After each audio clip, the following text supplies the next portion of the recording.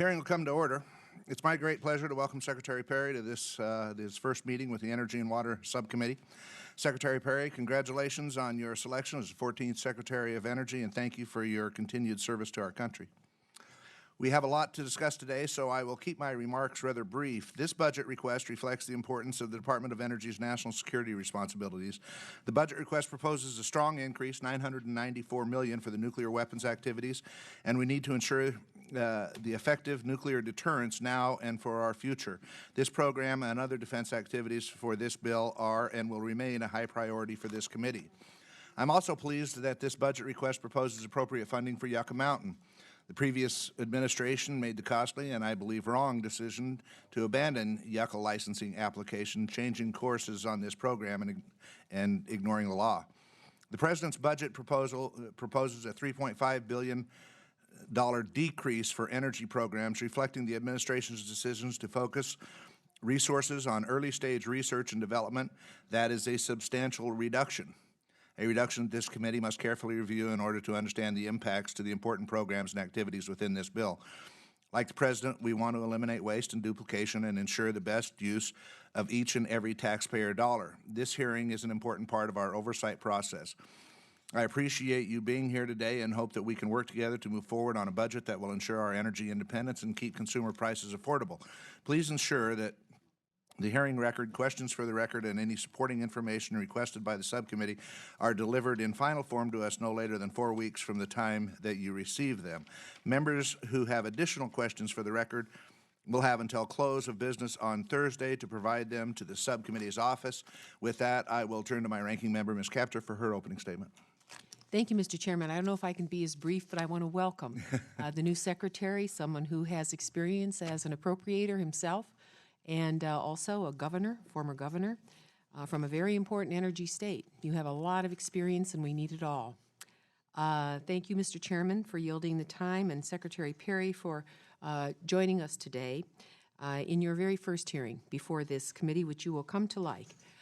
Congratulations on your confirmation. The budget request for the Department of Energy, while providing healthy increases of 9% to defense accounts, unfortunately slashes the non-defense energy accounts by more than a third, of which science is cut by 17%.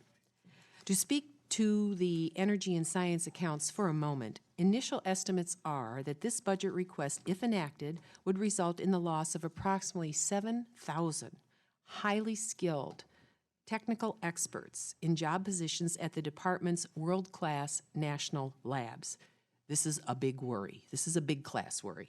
Given that the labs have a multiplier effect on jobs in their communities, somewhere in the range of 2 to 3, the total job loss would be in the range of 14,000 to 21,000 jobs. In addition, initial estimates are that the reductions to just the energy efficiency and renewable energy and science accounts, the sector inventing our future, and of diversified energy production in this country, will result in some $2 billion less in federal support to universities and other research institutions essential to nurturing America's future scientific expertise. This is another world-class worry. The United States remains, despite recent efforts to reduce funding, a leader in innovation. But this budget, I fear, cedes that leadership to China and nations in the energy and basic science sectors. China has already monetized the solar panel industry, and I could talk to you for hours about that, appropriating American innovation and cornering the market in manufacturing for the industry with a lot of intellectual property theft going on at the basis of that. While this budget proposes to cut funding for clean energy, China is prepared to spend $360 billion by 2020 on clean energy while creating 13 million jobs and dislocating millions more of ours. This is anything but an America First policy. This budget request also moves the department's focus to early-stage research, terminating all later-stage research, which frankly I can't understand, along with any deployment-related activities. While we have struggled with the appropriate split between early and late-stage R&D, along with which deployment activities to support, my fear is that this approach will result in a cornucopia of good ideas residing at the labs in a form still insufficiently mature for private industry to take over. we must have attention to this segment of the budget. We have been for years talking about what we can do to accelerate the development of technology originating in our labs. This budget would be a step back. And let me end with this. Turning to the Office of Energy Efficiency and Renewable Energy, I would like to read from a letter written to our subcommittee, which I would like to associate myself with. The letter is right here. It says, "We are the entire group of Senate-confirmed Republican and Democratic Assistant Secretaries of Energy who led the DOE Office of Energy Efficiency and Renewable Energy between 1989 and 2017. We are particularly concerned about the administration's recent proposal to cut the EERE budget by 69% from FY 2017 enacted levels. While we have not always agreed on the relative emphasis of various elements of the EERE budget, we are unified that cuts of this magnitude in the proposed FY 18 budget will do serious harm to this office's critical work and America's energy future. EERE-supported research, development, and demonstration in energy efficiency, transportation, renewable energy, clean energy, manufacturing, and electric grid modernization are critical to encouraging U.S. innovation, creating good-paying jobs, cutting pollution, and ensuring American global competitiveness.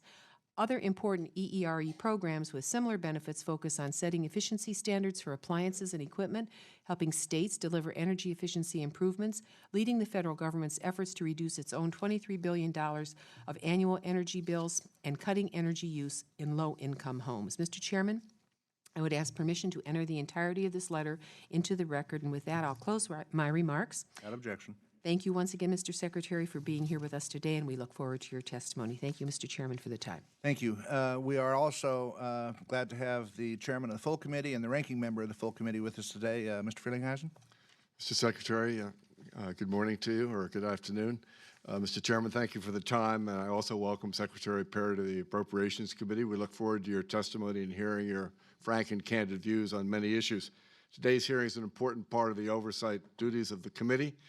After all, the power of the purse lies in this building. It's the constitutional duty of Congress to make spending decisions on behalf of the people we represent. As you referenced in your testimony, Mr. Secretary, you must annually certify to the President the American nuclear weapons stockpile remains safe, secure, and reliable. I think there's no more important responsibility. I think you know that. These are nuclear systems that are part of our national defense, and they are essential to meeting our commitments to our allies and showing resolve to our adversaries. The committee has also, as always, provided vigorous support to the nuclear weapons stockpile. I am pleased to see that the administration recognized that with this budget request. And may I also say that I'm a strong believer in nuclear power as being one of the solutions to our vast energy needs, and the fact that you recognize that yourself, I do hope is true.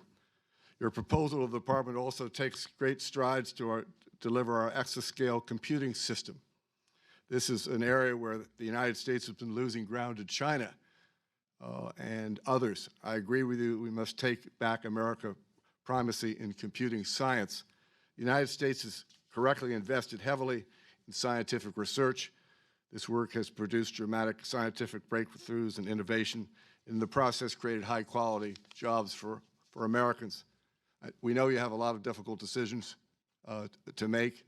I do have some concerns about cuts to the fusion program and to certain aspects of nuclear energy.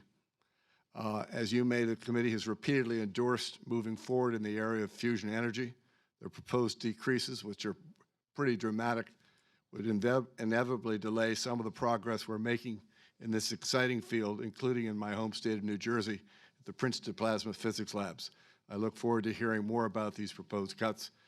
And like the chairman and other members, should come no surprise, we are very supportive of what the work we need to do at Yuka Mountain. Made huge billions of dollars investments there. We need to get it open and used as a proper depository for the future. Again, thank you, Mr. Secretary. Thank you, Mr. Chairman. Thank you, Mr. Chairman. Ms. Sloy? Thank you, Mr. Chairman, and Ranking Member Capter, for holding this hearing, and I'd like to join my colleagues in welcoming you, Secretary Perry, before the committee. The Department of Energy has a critical role in America's national security and economic prosperity. Its focus on research, development, deployment of clean energy, and efficient technologies makes the department a leader in scientific innovation, job creation, and the battle against climate change. The President's fiscal year 2018 budget requests $28 billion in discretionary spending, a reduction of $2.6 billion from the fiscal year 2017 enacted level. On its surface, this funding level may not sound as drastic as the cuts proposed for other agencies, but increases 11.2% for National Nuclear Security Administration, 9.3% for atomic energy defense activities, mean the energy and science programs would be decimated with a 30% cut. While you no longer propose to eliminate the Department of Energy, your budget requests would do grievous harm to American families by abandoning scientific innovation and ignoring the pressing threat of climate change. Carbon emissions are creating holes in our ozone layer and contributed to changing and often dangerous weather patterns around the world. Climate change has manifested as catastrophic events that threaten our national security and the livelihoods of American families. We are at a pivotal moment in world history, as there is still time to protect our planet from the disastrous impacts of climate change. Yet your budget proposes to reduce energy efficiency and renewable energy by a staggering $1.43 billion, or 69.3%. In addition, the National Academies of Sciences, Engineering, and Medicine just released a study finding that ARPA-E has successfully advanced American innovation, and yet your budget would terminate the program. These two offices contribute to important scientific research, reduce our dependence on foreign oil, and create 21st century clean energy jobs. There are more than 678,000 jobs in renewable energy in this country, and that number could be much higher if the Department of Energy continues to invest in energy research. Unfortunately, your budget is filled with false choices, and by reducing investments in clean energy jobs, just another broken promise by the Trump administration. The Department of Energy should be looking forward, paving the way to create new, clean, renewable energy technologies, to create American jobs, foster American energy independence, not cede the innovation frontier to other nations, with China leading the charge to undermine American leadership. I do hope Congress will work together. My friends on both sides of the aisle, I hope, will reject the Trump administration's misguided budget proposal in favor of a spending bill that works for all Americans. Thank you, Mr. Chairman. Thank you. Again, Mr. Secretary, thank you for being here today. We welcome you, and let me say on a personal note, thank you for getting out. I know you've been active in the first few months in getting out and seeing the sites and the laboratories and what the DOE does, and thanks for coming to Idaho and Oak Ridge and other places. It's very nice to have a very active secretary that's going to get out and investigate what this incredible department does. So, time is yours. Chairman, thank you very much, and to all the members, Ranking Member Capter, Slowey, thank you for your remarks, and it is, I was just sitting here thinking as you all were speaking that this is the first time I've ever been on this side of the table, so I think I may like this side better. With that said, let me just share with you what an honor it is for me to be sitting here on this side to discuss President Trump's FY18 budget requests. And I think each of you, I hope you know what a great privilege it is for me to serve this country one more time as the 14th Energy Secretary. And as you rightfully point out, I was a former legislative appropriator and a governor, and I'm very respectful of the budget writing process. I know the importance of the work that you're undertaking, and so again, I look forward to working with you and the members of this committee and the rest of our friends here on the Hill to finalize a budget that we can all be proud of and that serves the taxpayers well. In my 3.5 months as Secretary of Energy, I have seen the firsthand impact of the department's leadership, both domestically and internationally. I've traveled around the country to many of the national labs, some based in your districts, and met with the brilliant minds that are driving their missions, and I look forward to visiting every one of them. These labs are truly national treasures. They are the future of innovation in this country. I have been in awe at the diverse scope of the department's mission, this consequential work that we are charged with overseeing. And I've also traveled overseas, representing the United States, both in Rome at the G7 and at China a couple of weeks ago for the Clean Energy Mission Innovation Ministerials. I had the opportunity to visit Japan on that trip to China and met with their leaders and their stakeholders about the future of our energy partnership. And on a pretty somber note, I toured the site of the Fukushima disaster and recognized what a monumental task they have before them. Interesting in my trip, and coincidentally, I guess you could say, that trip to China began on the day that President Trump announced that he would officially withdraw the United States from the Paris Agreement. I delivered his message to the world that even though the United States was no longer a part of the Paris Agreement, we are still the leader in clean energy technology, and we're committed to that mission. The Department of Energy does many things well. And America has been reminded, it's remained on the forefront of technology for over 40 years because of the amazing men and women that work both at our headquarters and at these national labs, and men and women who are stationed with the Department of Energy overseas. They wake up every day knowing that they will make a real difference in people's lives. I told them on my first day that the greatest job I ever had was being the governor of Texas. But after working here, I've come to realize that being the Secretary of Energy is now officially the coolest job I ever had. Under my leadership, our experts at DOE are going to continue to work for the benefit of every American and our allies alike. As Secretary of Energy, I'm also a member of the National Security Council, and this council obviously is supported by the DOE in its mission to keep our nation safe.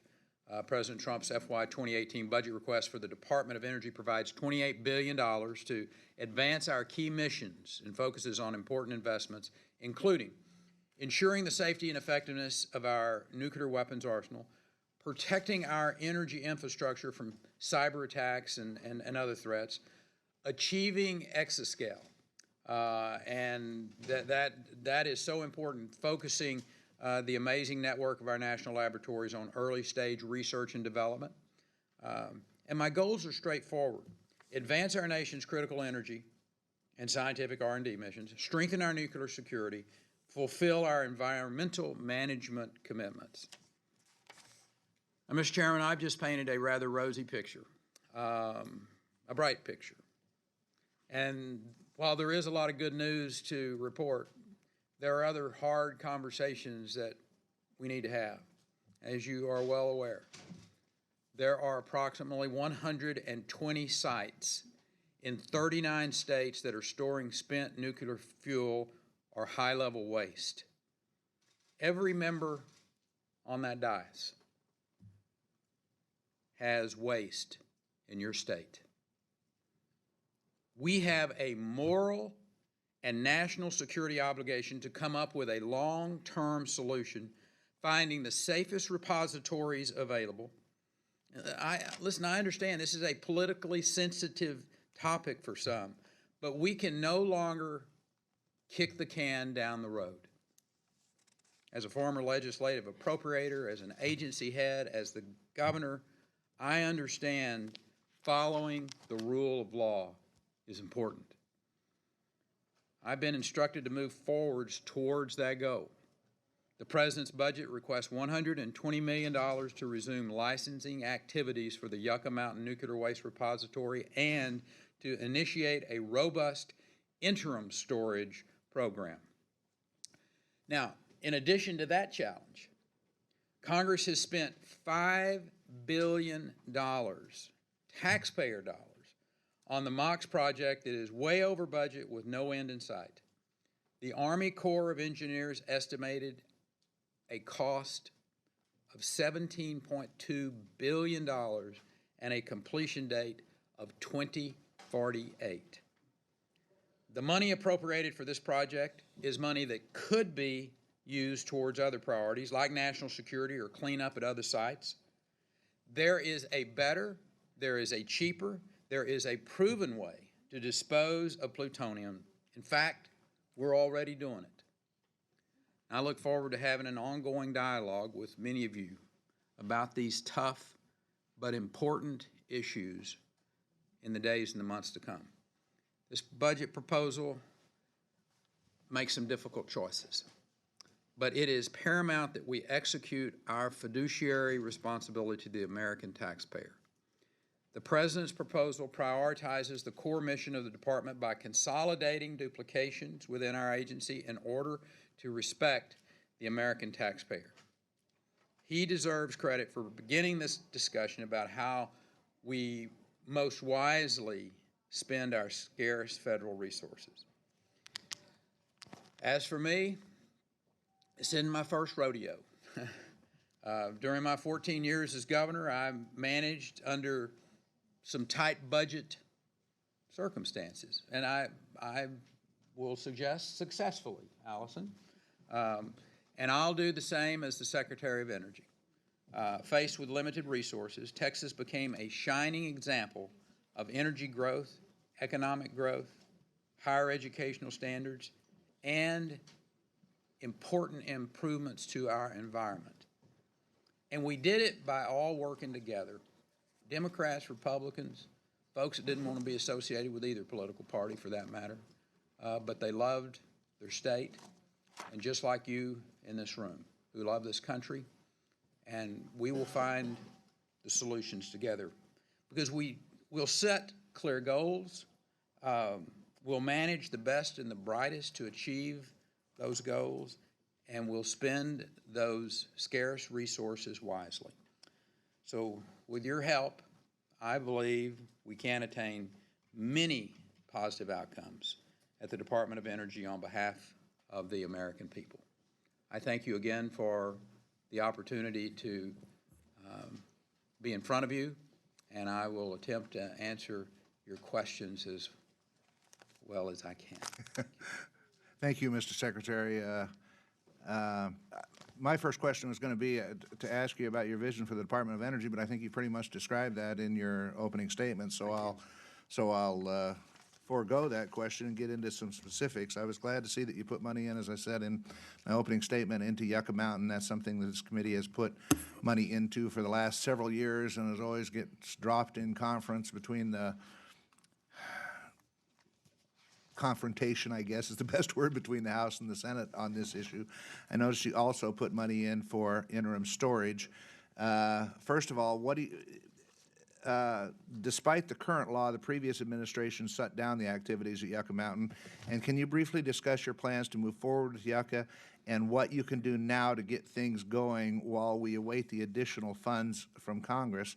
And tied with that is, what do you plan to do on interim storage when the current law, and the thing that keeps us from moving there, and you mentioned how you always want to follow the law, but the law says licensing conditions for an interim storage. Any license issued by the Commission for a monitored retrievable storage facility under this section shall provide that, 1, Construction of such facility may not begin until the Commission has issued a license for the construction of the repository under Section 115D. Yes, sir. On and on. That's Yucca Mountain. Yes, sir. Thank you. I'm not sure there is an issue that's any more politically sensitive. I mean, you all have been dealing with this for years, but I think it's important for us to step back and look at the kind of the global aspect and I think it's so important for the members of Congress to be substantially a part of this solution, because it's your citizens that have the most to lose if we continue to leave this waste in your districts and in sites that are, Mr. Aguilar and I were just talking over in the Inland Empire. You're right next to a nuclear facility.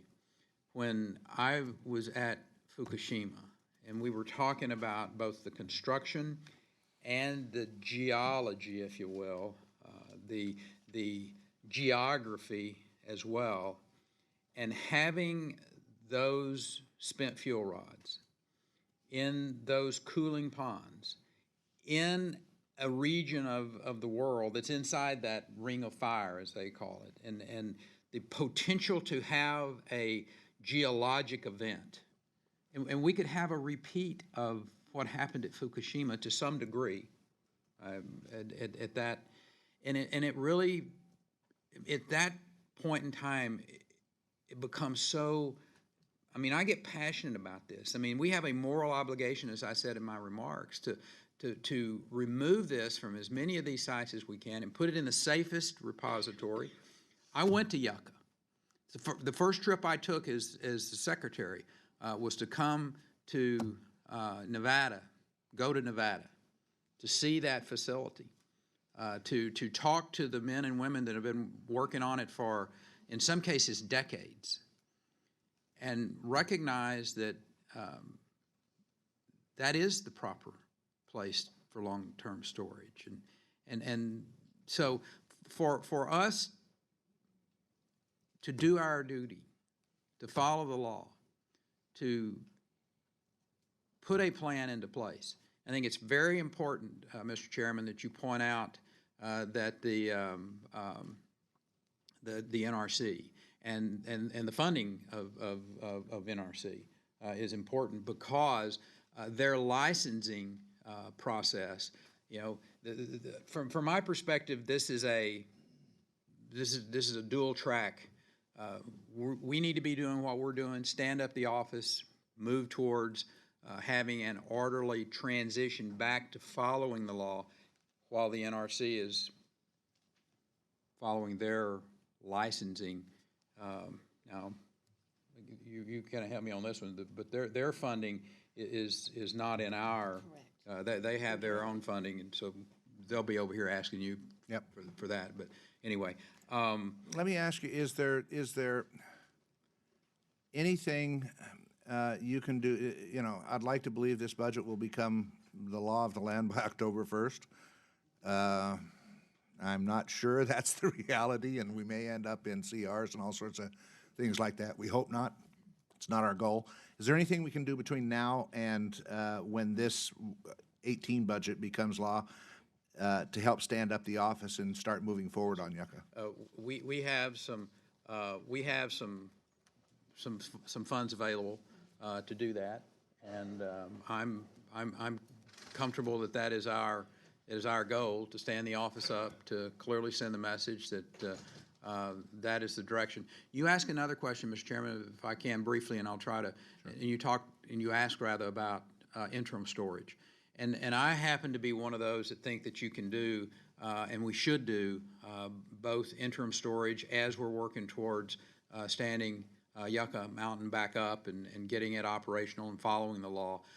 The interim side of this, again, and I know we're going to talk about MOX later, but WHIP in New Mexico, a waste control specialist in the western side of Texas, those are both places, and I happen to think out at the Nevada test site, and again, I'm not wanting to, stir something up here just for the sake of stirring something up, but if we're truly looking for the proper places to interimly store some waste, that test site has the potential to do that as well.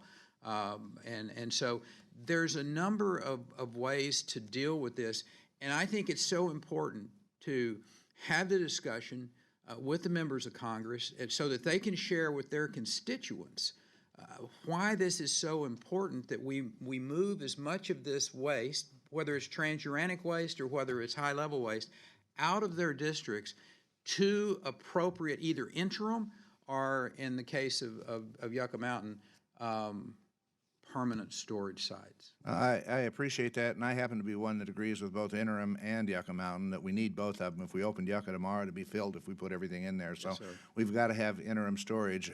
It would require to move forward with constructing an interim storage facility, a change in the law. So we need to be working on that. So I know the Senate, Lamar and some others in the Senate are working on some language. But anyway, we'll work with you on that. Members, I'm going to try to keep the questions to the 5-minute rule, especially through the first round, because we do have many members here today. So, Marcy. Thank you. Mr. Secretary, I come from the industrial heartland, Ohio. Ohio, Pennsylvania, Michigan, Indiana carried for the president. And so my question really concerns the proposed cuts in advanced manufacturing, which bite very hard in our region. In my district alone, I represent the Ford EcoBoost engine manufacturing facility at Brook Park, the largest truck facility for Ford at Avon is their heavy truck facility, the 750s and so forth. General Motors' premier transmission facility globally at Toledo, the largest Fiat Chrysler manufacturing platform at Toledo for the Wrangler and Cherokee and so forth, and of course major steel industries like ArcelorMittal, Republic, and U.S. Steel, which are undergoing enormous pressure because of dumping. I wanted to direct, we all get acquainted here, and obviously you're from Texas, I'm from Ohio, but your budget, the president's budget, makes a 68% cut to this advanced manufacturing office at DOE, and I would really ask you, as we move forward with this budget, to work with us on this, because when I spoke to one of the CEOs, and I'm not going to tell you which one, for all North American operation, I said, what can I do to help you bring jobs back to this region? And his answer was energy. Energy. Find me a way to cut my costs in energy by 1/3. By 1/3. So we need, this is a tiny office compared to some of the other ones, but I just wanted to ask you, where should I direct industries in my district if the energy audits and other support services that DOE currently offers, which are not sufficient, where are we supposed to send them? Ms. Captor, thank you. If there's one thing I'm been a proponent of, and that's creating jobs and how to do it in states, and while I was the governor, we were able to lure manufacturing jobs to the state of Texas. Toyota, matter of fact, every Toyota pickup truck, there's lots of good brands of pickup truck to drive. I'm not picking them out. I mean, they were just the company that we were able to recruit and come to the state of Texas, and so I live and breathe competition every day, and so I completely and totally respect what you've just said. With that, I like to remind people that I am very I'm fairly versed in the budgeting process, and I know how this works. Again, first time I've sat on this side of the table, but I know that the flexibility that you all can give to an agency head will be very, very helpful. So being able to prioritize where we focus our efforts, where we,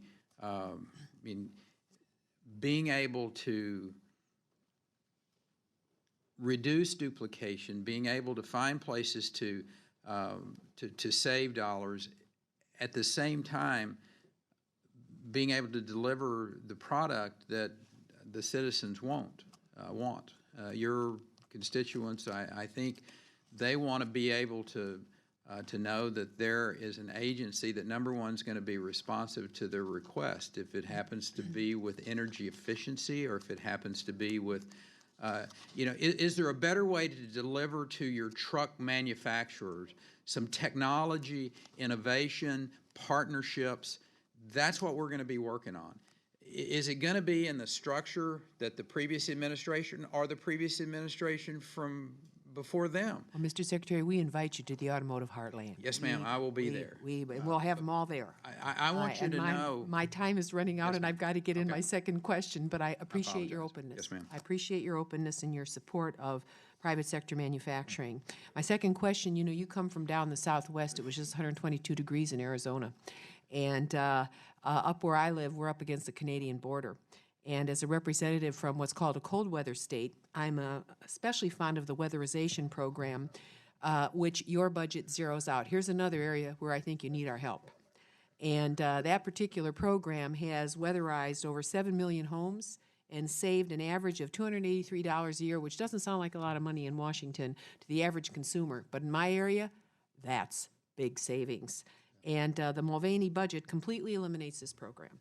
So we hope that as we move forward, that we'll be able to resume the activities that we believe are very important for home weatherization in these older parts of the United States that are leaking energy. And we know that conservation, with good conservation, we can save 40% of the energy we use. So it makes sense. I'm sure as governor, you manage those programs. Yes, Ms. Captor, that is a statutory program, and the funding for weatherization has been cleared through our review process and the 2017 budget, and those are going forward. Thank you. And these awards are going to make their way through the regular financial assistance system to get to the states. But I will assure you that I will work with you. We will come and again, you're gonna hear me say this a number of times here today, but I know this is the first step in a long process. And I was a governor long enough to know that governors' budgets don't always come back to you the way that they start. And I think that's probably a fair statement. Thank you. Thank you very much, Yes, Mr. ma'am. Secretary. Thank you, Mr. Chairman. Thank you, Mr. Chairman. I mentioned, the Secretary mentioned Toyota. Obviously, I had fond memories of Toyota. They used to be in California. But on with something else. We were talking about... Doing really well, by the way. Yeah, I know. Interim storage. We were talking about that, and obviously, I used to represent San Clemente. Darrell Issa has that now. He has a bill on interim storage, H.R. 474. Obviously, this is a concern in California that Pete has apparently mentioned to you, and certainly is a concern to me and all Californians, is getting that material out of California into a safe interim storage facility. And at the same time, as the chairman mentioned, we're going to do what we can here to resolve this Yucca Mountain problem that has been festering here for a number of years. But when you put together a program I hope you put together a program for interim storage, that there are some facilities that may go up the priority list, and I would think California would be right up there because you mentioned the ring of fire and the earthquake zone, and certainly San Clemente is right there, at Camp Pendleton, right there in the middle of that. So I hope you would take a look at that, and some sites may receive priority, and how you determine that, and how would you determine that priority? Yeah. Any Well, idea? obviously, Mr. Calvert, we would rely upon a lot of the expertise there at the DOE from the standpoint of move, which is going to move first, and obviously I would suggest you all may have a bit of a say in that as well. I know that Senator Feinstein has the same concerns that you do, and a supporter of moving that waste with the greatest expedition that we can. So again, how you prioritize which of those you would move first, I'll try to work with the experts on that. But I think what's more important is that we agree that it has to be moved first. I mean, I think that's the Well, first hopefully they step don't in the refer to, process. if we prioritize that as number one, that we won't refer to that as an earmark. I don't know if that would be considered that. The other issue is hydrogen fuel cells. As you know, Secretary, a number of states have imposed zero-emission vehicle standards on the industry. And as you may know, the fuel cell vehicle technology option is there. State of California has been pushing that pretty hard. They're very bullish on hydrogen. As you know, the technology is such as that they believe that they can put together hydrogen fuel cell refueling areas which could refuel about the same time as a conventional gasoline engine. But your budget is cut more than 50% for fuel cell activities, even though your department has been pushing for fuel cell, but obviously we got a reduction in that. But how do you feel about hydrogen as a potential fuel? And will your department be working with industry to ensure a successful rollout of the hydrogen industry? Yes, sir. Mr. Calvert, and the message that will come out of DOE is we're pretty much all of the above. Hydrogen being one of the all of the aboves. And I think working with our national labs, working with our universities, working with the private sector, I'm a big public-private partnership proponent, supporter. My 14 years as being the governor, one of the reasons we were successful is that we, inside that state, we removed the regulatory burdens. We tried to put tax structures into place. We worked towards having that skilled workforce so that those public-private partnerships could flourish. And you'll see us pushing a lot of our innovation, hydrogen fuel cells being one of those, to the private sector to try to commercialize those technologies. We think that's, Mrs. Capter asked the question earlier, or she didn't ask the question, she made the statement earlier about the reductions in late, in our late modeling of our projects. And the fact is, that is where those need to be pushed out to the private sector. The early stage basic research, that's our core responsibility. That's what the DOE was set up for back in the late 70s to do and going forward, and we will continue to. I think we do need to have a conversation about late stage development and what is the appropriate amount of dollars that we spend. How do we coordinate that? How do we find the private sector partners to come in and then commercialize that and make it work? I would suggest we're probably, again, without having the experts here whispering in my ear that here's exactly where we are, my instinct is that hydrogen fuel cell technology is getting close to that point to being able to push it out to the private sector to see if it's going to be able to stand on its own from the standpoint of a commercialized technology. If it does, it's another opportunity for us to create jobs. It's another opportunity for us to show the world our commitment to the environment. It's another opportunity for America to lead on this climate issue. Thank you. Thank you, Mr. Chairman. Thank you, Mr. Chairman, and thank you again, Mr. Secretary. I just want to say I appreciate your comments regarding interim storage sites, because as we know, Yuka Mountain is so controversial, and even if it is built, it's still a year away from being functional. And in my district, we have the Indian Point Energy Center, which is scheduled to cease operations in 2021. And as I'm sure you know, without a central repository or interim storage sites for the waste, the spent fuel rods are stored in dry casks on site at decommissioned plants.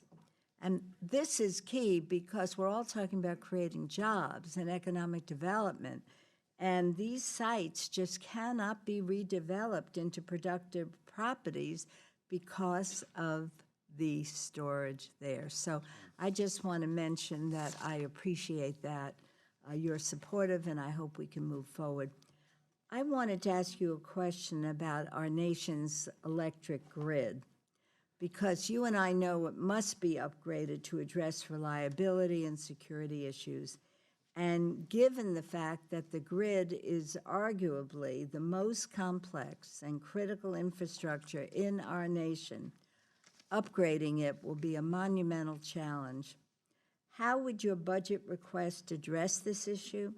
Have we anything to show for our recent efforts? What are the most pressing issues we should be addressing? And what kind of public-private partnership is the department involved in to accelerate efforts for the grid of the 21st century? I must say, as you know, I'm a New Yorker, and I often think about, oh my, what would happen if this grid goes down? So I appreciate your response. Ms. Loy, I think you are very prescient in having this issue at your forefront. And you're absolutely correct. The chaotic event, if we were to lose one or two of our grids in the northeastern part of the United States, and the massive amount of people without electricity, without the ability to communicate, without our hospitals being able to operate. I mean, the stunning impact that it could have on our country, I'm not sure that most Americans really understand the potential. And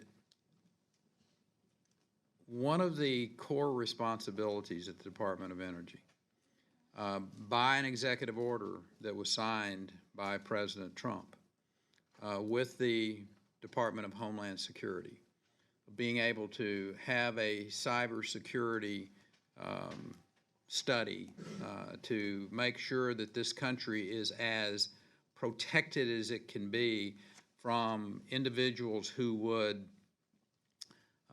do harm to our citizens through compromising our electrical grid. You know, there's at this particular point in time, I want to bifurcate just a bit and talk about.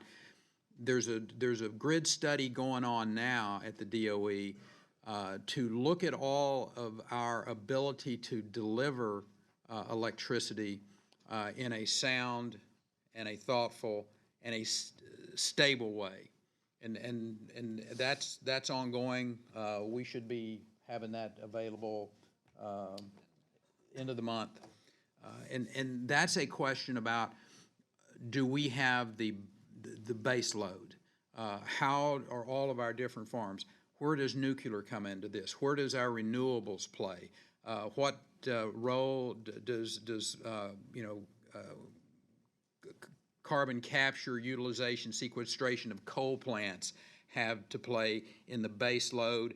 And then are we going to be able to have a secure electrical grid, not just in the case of protecting it against nation states or bad actors out there that are digitally trying to penetrate into that. We've seen what happened to Saudi Arabia with Aramco. We saw what happened to Ukraine as there were some bad actors that attacked their power. And so DOE is committed to that. When I was at Los Alamos, when I was at Oak Ridge, they both, and INL, you have a test grid at the chairman's lab at INL. There is a lab, Ms. Lowy, that is in place that is an operational grid where we literally can come in and break things and know how to patch them up or to keep those types of attacks from occurring. With that said, you know, I have concerns that I mean, that's a priority, Mrs. Capter. I mean, grid security is a priority of the Department of Energy. It's one of the reasons that we've asked, that I will ask at the appropriate time on the funding side to make sure that that part of our responsibility is appropriately funded and making it as efficient and as effective as we can, because you are absolutely correct. If we don't get that right, it could be devastating for our citizens. Thank you, Secretary Perry. Thank you, Mr. Chairman. Thank you, Mr. Chairman. Welcome, Mr. Secretary. Thank you, sir. And thank you very much for stepping up and assuming this wonderful position as Secretary of the Department of Energy. And I thank you for all of your past service and current service, sir. As part of my representation of the people of the 3rd District of Tennessee, I represent the great city of Oak Ridge. It's the birthplace of the Manhattan Project. We have Oak Ridge National Lab, Y-12, National Security Complex. We are building the uranium processing facility. We have a large EM mission. It is literally the city of Oak Ridge touches the Department of Energy in many ways. I also want to thank you for your visit. We had a great visit, and I appreciate your addressing all the different issues that we have there. If I may, sir, I have a few questions. Several years ago, the Department of Energy consolidated the management of the Y-12 plant in Oak Ridge with Pantex in your great state of Texas. From what I understand, that effort is now reaping benefits through efficient execution of the mission for the nation and has saved several hundred millions of dollars. It took a lot of foresight on the part of DOE to conceive of this contract, and while it's not always been easy, we're clearly seeing the benefits that we were promised. Do you envision those cost savings continued? Are you pleased with what you're seeing on the efficient delivery of the mission at Pantex and Y-12, sir? Yes, sir. You know, there's a number of examples. You know, all too often, we talk about, you know, the challenges that we face. We talk about, you know, we discuss or we spend enough money in a particular line item and what have you. As I've become more and more familiar with the DOE's history and with their budgeting process, there are multiple examples of where we have been successful in what either you all or together we've come up with ways to be more efficient. You know, I'll take a little bit of a detour here, but the non-proliferation side. I mean, we are now, I think there are 40 countries in Eastern Europe that no longer have highly enriched uranium because of the work that DOE's done, and so we're able to reduce the spending there. So there are a lot of successes. That's not to say we don't have these challenges, as you all are very good about pointing out. But the point is, yes, this is one of those. Thank you for pointing out a success that you know, all too often government doesn't get patted on the back and say, "Well done." Thank you, sir. The uranium processing facility is a one-of-a-kind project that you recently visited at the Y-12 security complex. It's according to NNSA reports, it's close to the next phase. During the construction, UPF will require a sharp funding increase. Is the department still prepared to build UPF at $6.5 billion by 2025? If so, how do you plan to handle the top funding years, sir? Yes, sir. And the NNSA remains committed to completing the UPF and ceasing the EU programmatic operations in that old building 9212 by I think no later than 2025, and at a cost of $6.5 billion. The commitment is contingent on predictable and stable appropriations as requested in the budget. So it is, you don't hear this very often, but it appears on budget and on time.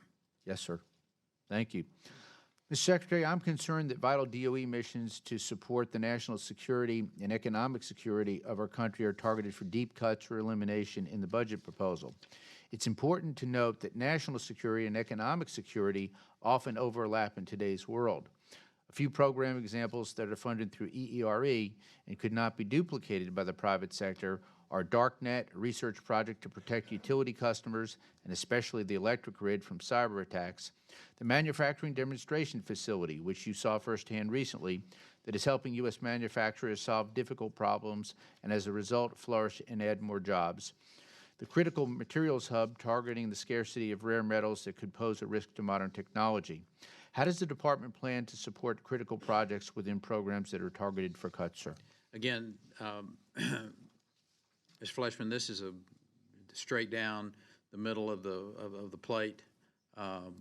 This is about prioritization.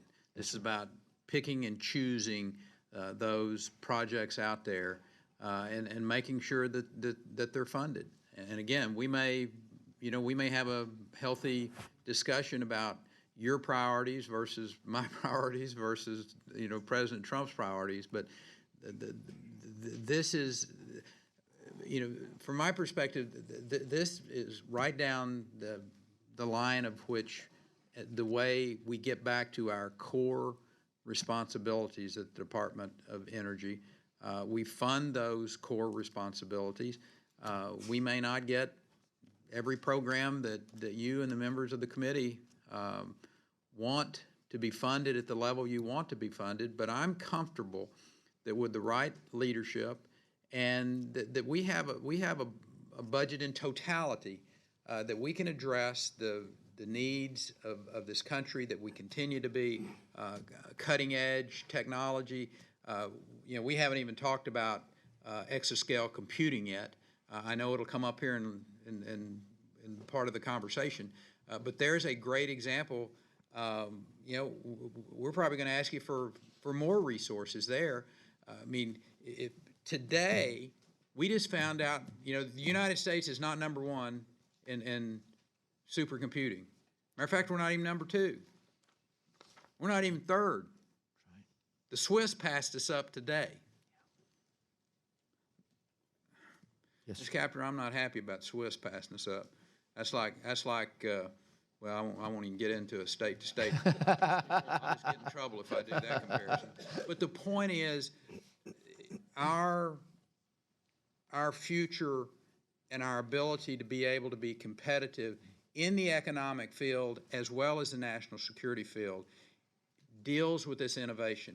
And our funding those innovations, our funding of those projects is important. But doing it in a way that is responsible and efficient. Thank you, Mr. Secretary. Appreciate your responses. Chairman, I yield back. Thank you, Mr. Chairman. Thank you, Ranking Member. Congratulations. Thank you for being here, Mr. Secretary. Appreciate you mentioning California. I'm going to keep my first question specific to NNSA.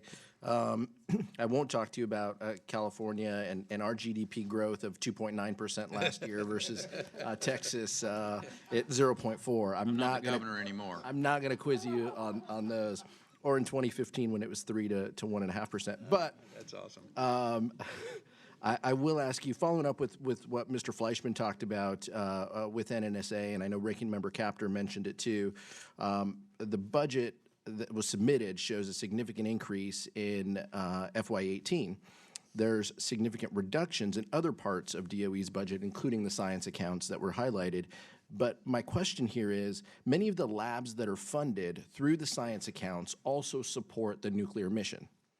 Will this shift in funding out of science and into weapons activities undermine the nuclear enterprise and non-proliferation goals in the long run? The short answer is no, but you need to hear more than just no. And the point is that, again, I ask you humbly to allow me to show you I know how to manage. And I'm not asking that just in the dark. I mean, I've got, you know, a 14-year record of being able to manage a rather large entity, and it wasn't all blue skies and smooth sailing. I mean, we had massive turndowns in the early 2000s in my home state of Texas.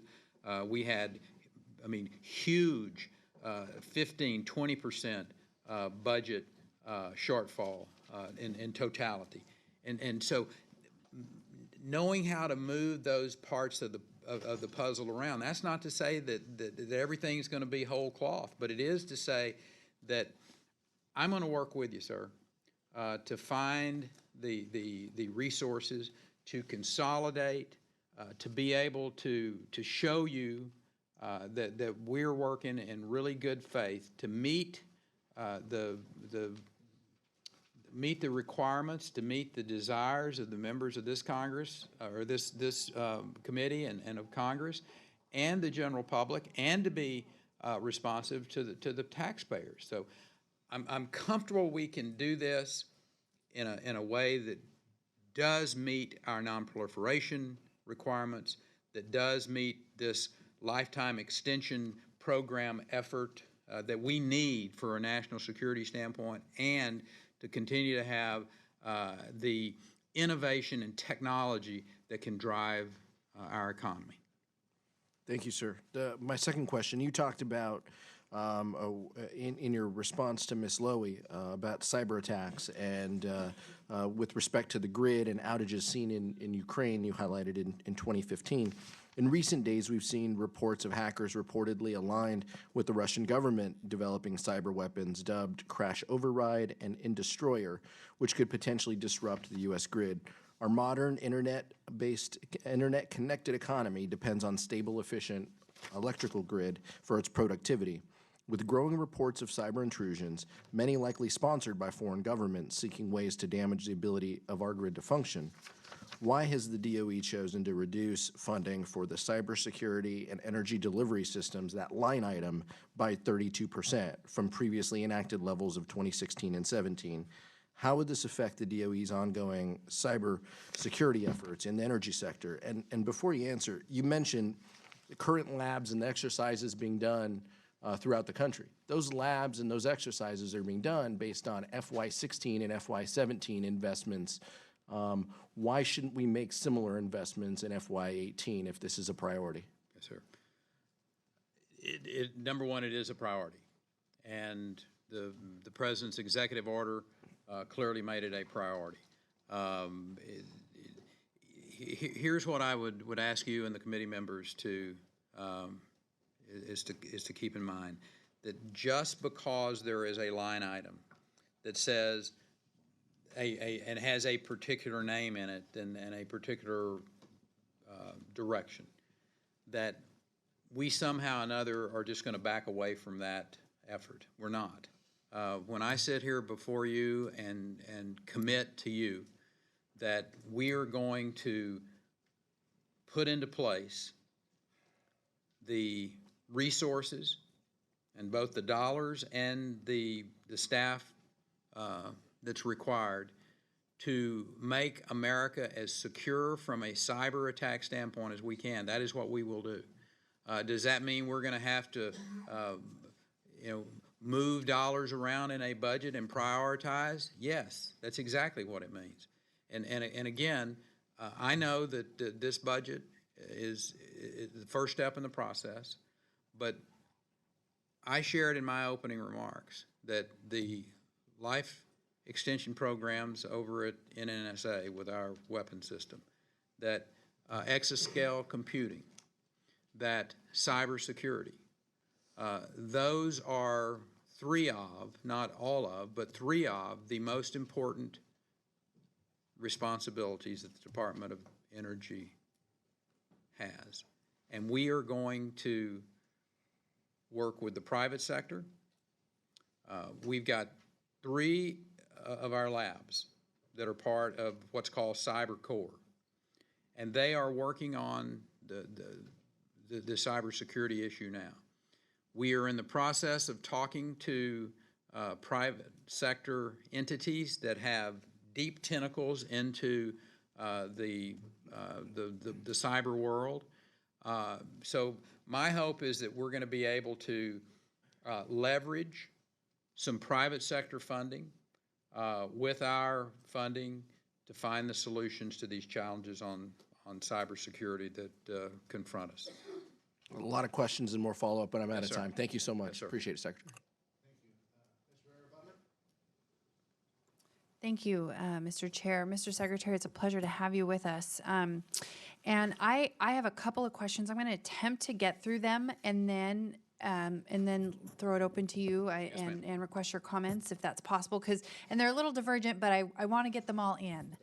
The first one is regarding Hanford and the nuclear site. My district is downstream of Hanford, so for me and my constituents, the cleanup effort is vital to protecting the Columbia River in Southwest Washington communities from the millions of gallons of nuclear waste currently stored in the underground tanks at Hanford. And as you know, last month, thousands of Hanford workers had to take cover after a Cold War era tunnel used to store contaminated radioactive materials collapsed, which led to mass evacuations and serious concerns about contamination. Thankfully, no radiation was detected, but this kind of scare highlights how important it is that we get this work done. And I'd like to underscore this is a federal government responsibility. We talk a lot about taxpayer dollars. It does cost money to get this taken care of, but this wasn't something this community did on its own. This was a federal government's wartime effort, so it is our responsibility to take care of this and take care of it well. I know that you have received an invitation to come out to Hanford. I'm sure my colleague will reiterate that. We invite you to come. It's important. And I wanted to just ask for your commitment to maximize the federal government's role in cleaning up this site in a safe, effective manner. And let me move on really quickly, and then we can come back. The Bonneville Power Administration, the proposed budget calls for divesting the transmission assets of Bonneville Power Administration. And I will tell you, I love how the president is focusing on infrastructure and getting America working again. It is music to my ears. This is an area where I believe I would submit for your consideration that BPA is self-financed and has made in excess of $32 billion in payments to the Treasury by selling power, and a quick $4.9 billion sounds like a lot, but that credit from the divestiture of those assets I think would be a poor trade-off. Much of my district is rural and sparsely populated, but they receive reliable power because of the Bonneville Power Administration infrastructure, and the ratepayers of our region are the ones that pay for that. And so I wanted to ask if you had taken a position on BPA's divestiture of the transmission assets. And finally, there are reductions, and I agree with you, Mr. Secretary. Every area of this budget should be combed, this budget and across the federal government, because we should be finding waste or inefficiencies, and I applaud the president for looking at that. One area where I want to submit for your reconsideration would be with regard to hydropower. You know, there are reductions in the budget for the department's water power program, and in Southwest Washington, producing clean, reliable, efficient hydropower has been a staple of our energy supply since the early 1940s.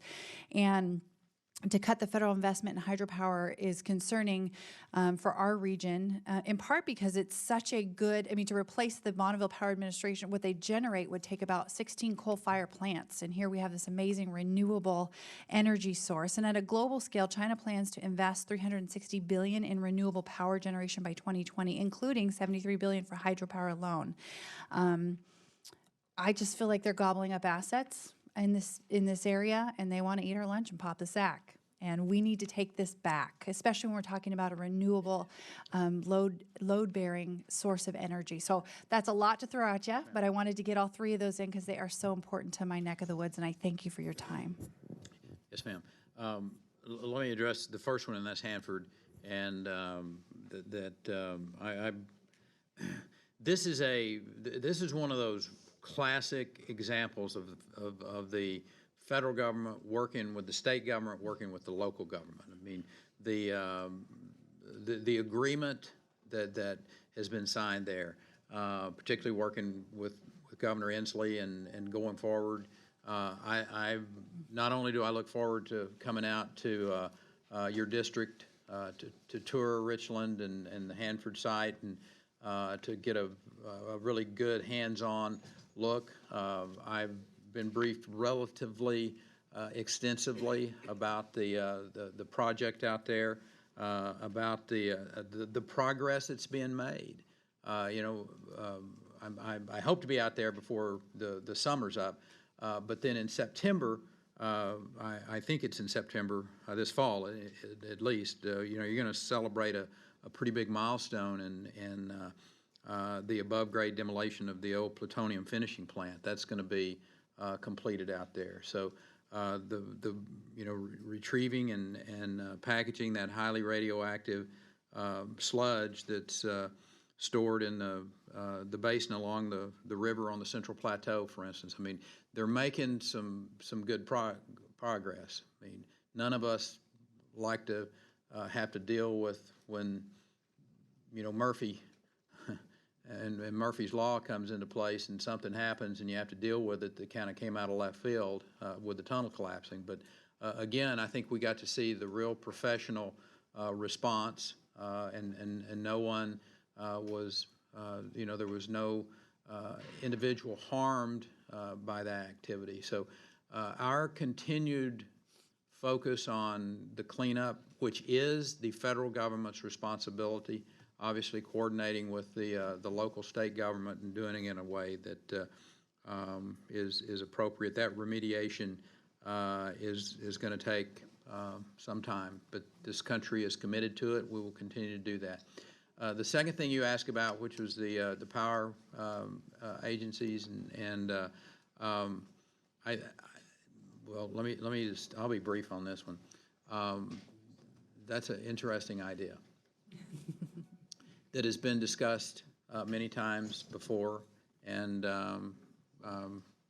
I look forward to the continuing discussion and debate. So you make some very strong arguments about what they're doing, how they function, and just on hydro in general, just let me say we'll work with you, and the agency will be very open to your ideas and your directives relative to. I agree with you that we need to be looking at all of the above energy approach and not taking anything for I mean, unless it's just a straight up economic issue. If it just won't work, it won't work.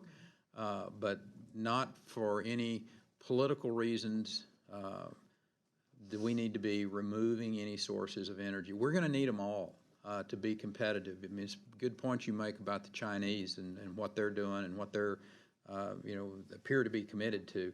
So we've got our challenges out there, and I think taking a source of energy, particularly good, clean, low emission, no emission energy off of the playing field is not wise for a lot of reasons. Thank you. With that, I yield back. Mr. Newhouse? Thank you, Mr. Chairman. Secretary Perry, welcome to the Appropriations Subcommittee. my colleague from her district downstream mentioned Hanford, and I'm proud to say that my congressional district is home to Hanford, as well as the Pacific Northwest National Laboratory, as well as many other companies that work very closely with the Department of Energy. We only have a few minutes here, but I want to make sure and just reiterate that you're cordially invited to come and visit. It sounds like you have plans to do so this fall, perhaps.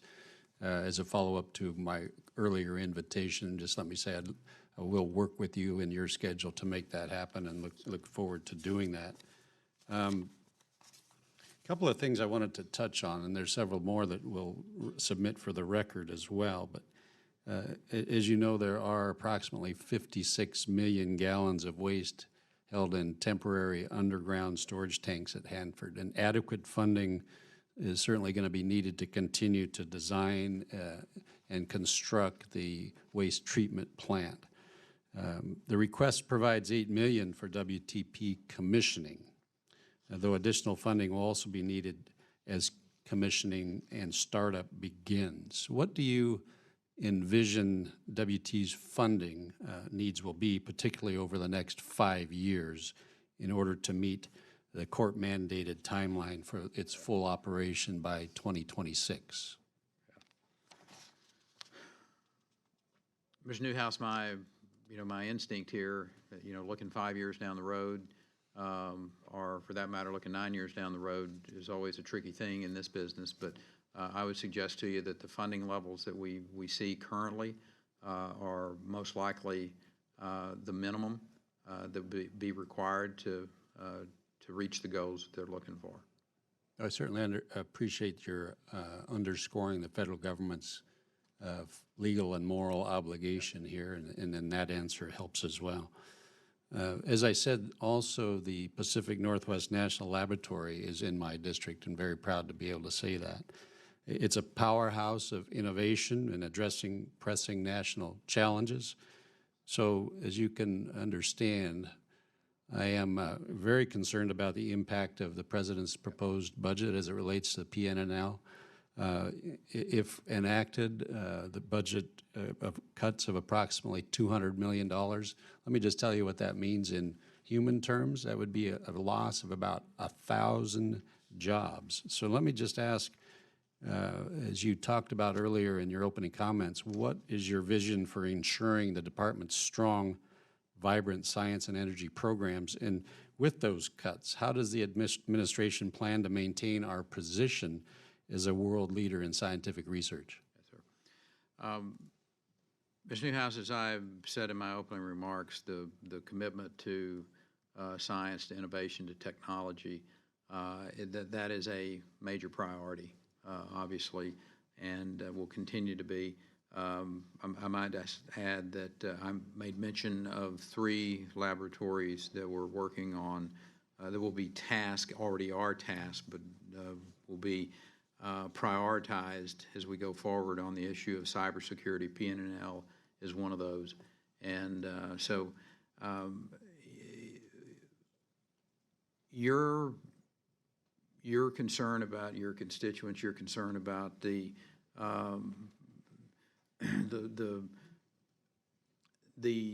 observation that there could be massive loss at a lab, I don't necessarily agree with that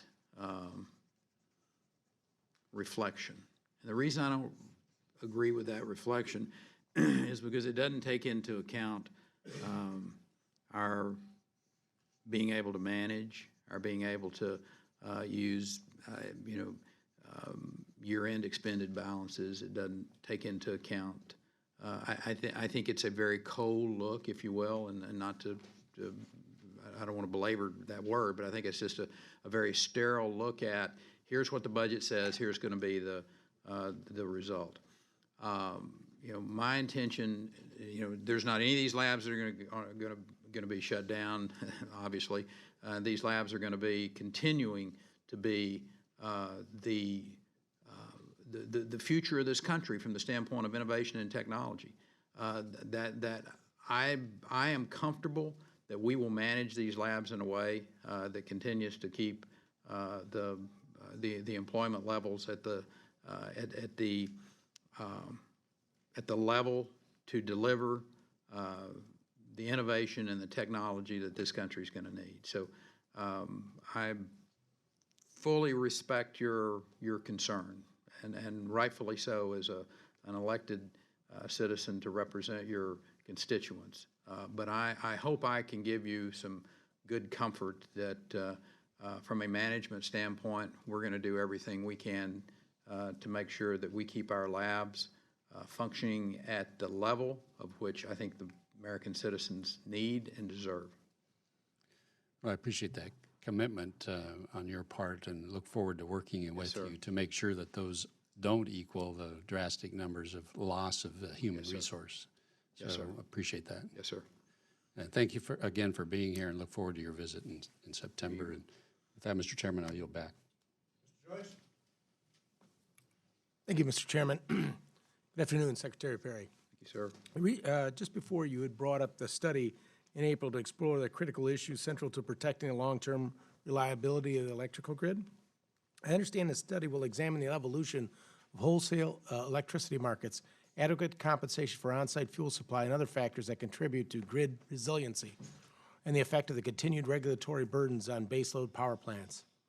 I think the more we know here, the better, so I'm glad to hear your department is conducting the study. The safety and security of our communities depend on the resiliency of the electric grid. As you said in your April memo about this new study, we must provide American families and business with an electric power system that is technologically advanced, resilient, reliable, and second to none. In my district, the Perry Nuclear Plant has played a critical role in the economy of Eastern Lake County for decades. The 1,284 megawatt power plant employs more than 700 workers, and in 2016 alone contributed $14 million in state and local taxes to support local schools, police, and fire departments, and other vital public services. The Perry plant is one of the largest plants of its type in the U.S. and produces enough electricity to power more than 1 million homes daily. And Mr. Secretary, what potential problems or challenges would our nation face should our baseload power plants, particularly our nuclear plants, be shut down? Mr. Joyce, I'm not just our nuclear plants, but I think any plants that are able to run that base load, we need to give appropriate oversight and concern about from the standpoint of keeping them operating. And I think it is 122 degrees somewhere in Arizona today. I know yesterday it was 117 degrees in Las Vegas. We may get a test this summer from the standpoint of our reliability. I hope that's not the case. I hope that we don't see, brownouts in your home state, Mr. Calvert, or for that matter in my home state. But it's the preparation that we do today. It is the not picking winners and losers from a political standpoint, but looking at how do we make America's energy reliable, affordable, and sustainable. We know that requires a base load capability that can run 24/7, that doesn't, and with that said, we are all of the above. Nobody expanded wind energy more than we did in the state of Texas while I was governor. I mean, we became the #1 wind energy producing state in the nation. As a matter of fact, we produce more wind than all but 5 other countries. So I understand about having that diverse portfolio. But base load, if we're going to continue to reach out to companies and say, yesterday I was with Secretary Ross and we had a foreign direct investment conference.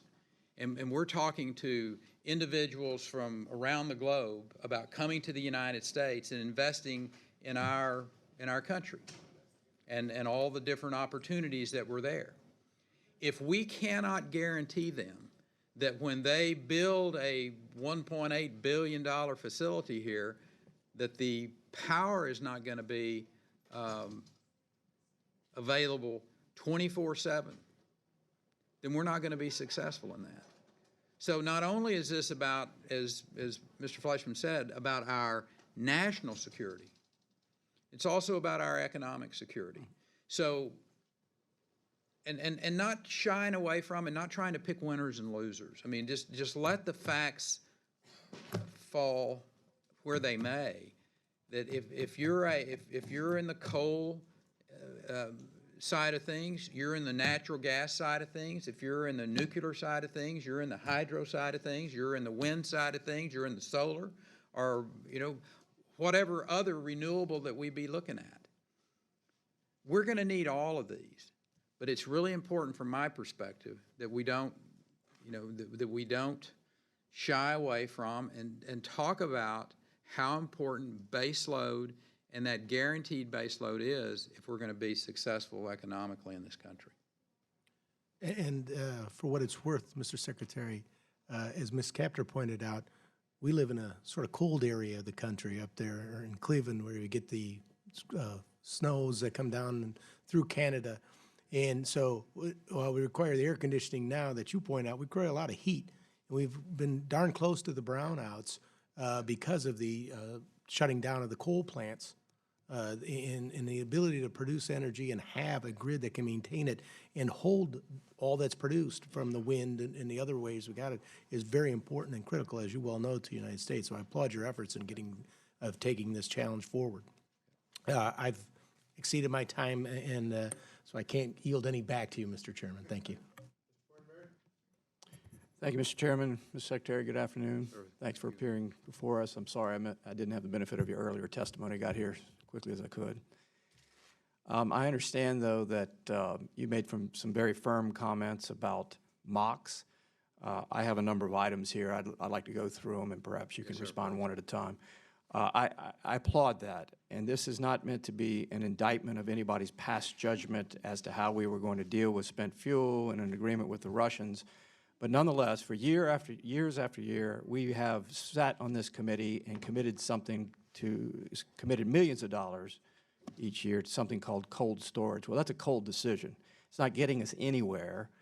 It is a waste of money where there is significant other priorities. And as you said, some sort of orderly process to wind this down, perhaps some appropriate transfer of the facility to another use, in fairness to the people of that state, is absolutely necessary. Now, there is an issue of trying to secure the proper location in New Mexico.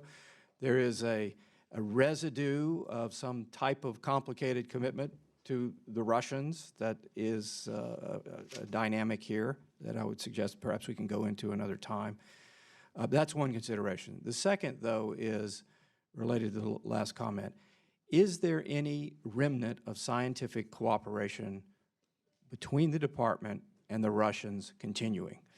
This is a legacy program that goes back to Nungalugar, where the opportunity presented itself to try to secure dangerous loose nuclear materials.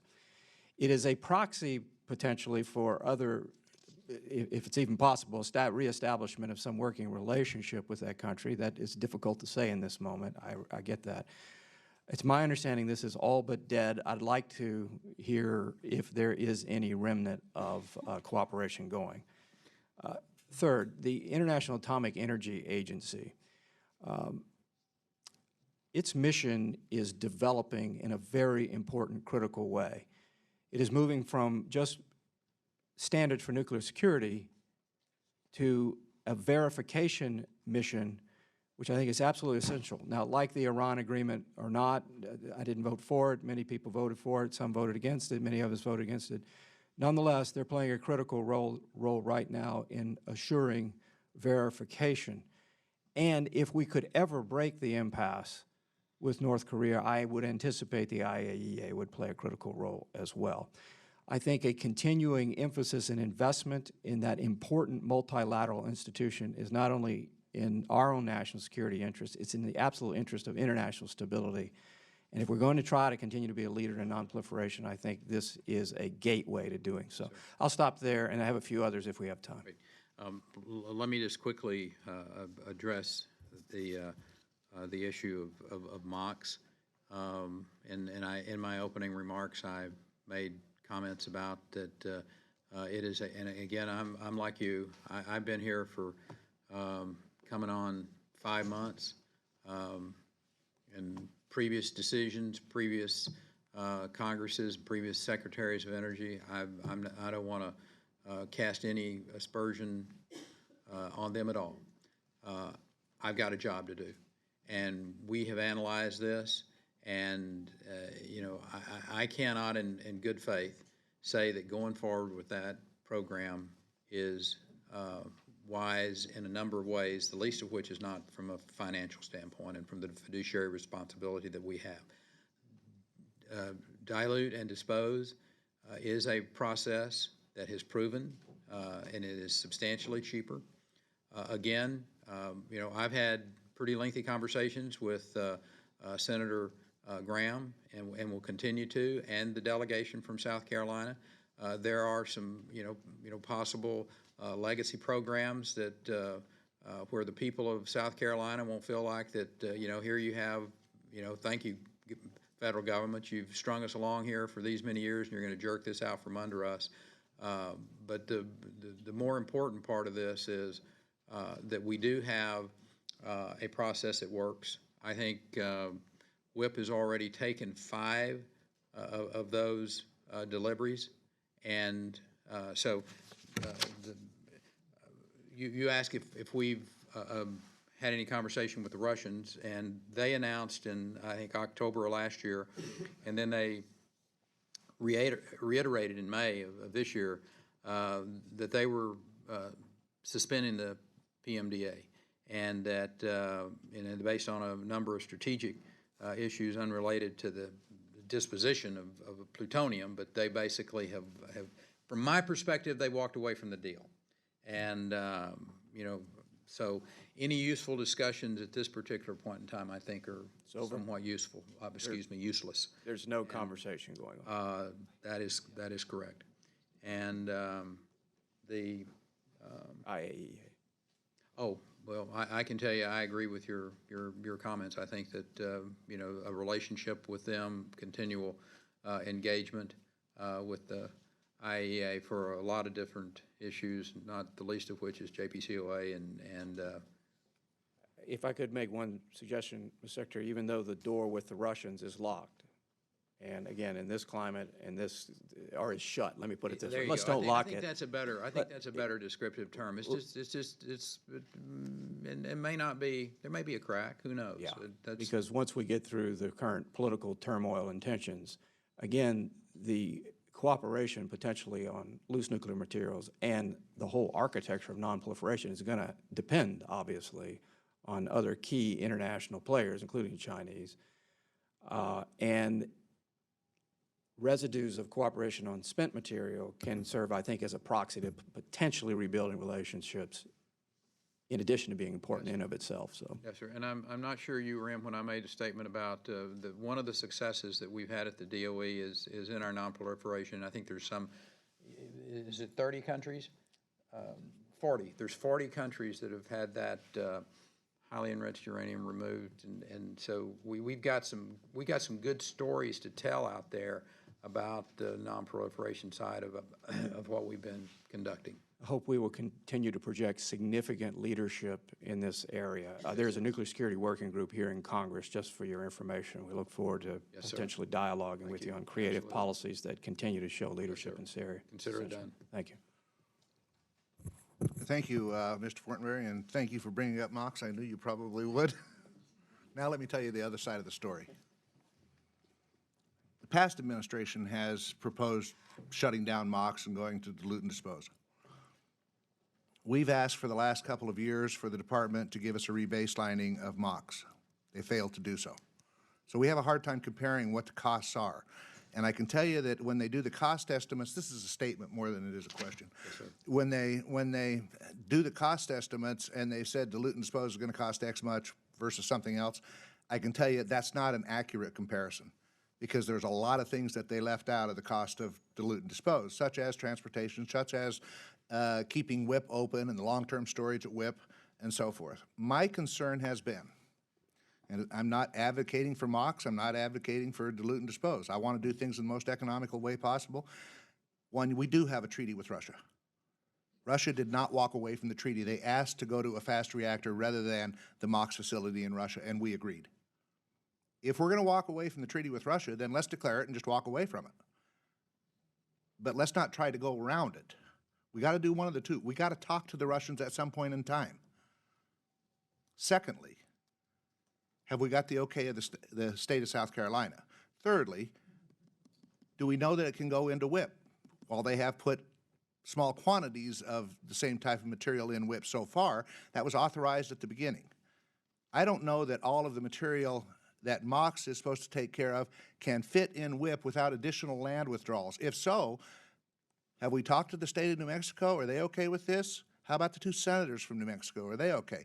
The one thing I do not want to happen, as has happened so often with agreements with the Department of Energy and when they've moved down this path, because these are long-term things, that 10 years from now, the chairman of this committee will be sitting here going, well, we shut down MOX and got racquetball courts there, and they're real pretty, because that's how we can repurpose that building, make beautiful racquetball courts. I don't know what else you'd do with it.